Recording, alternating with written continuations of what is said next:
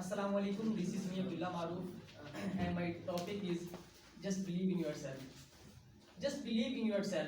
If you want success in your life, you should have to fight every day. You should have to fight with every problem. It doesn't matter your parents were poor.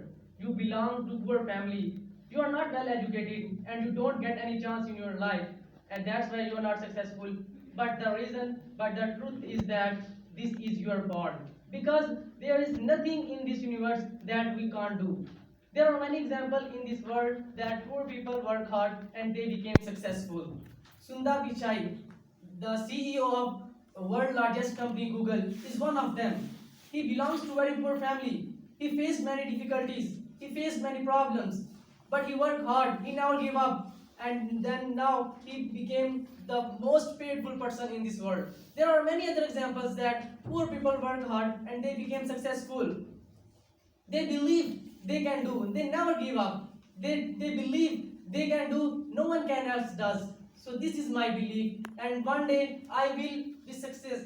One day I will be succeed. Not immediately, but absolutely and definitely. Thank you. All right, fantastic. Very good.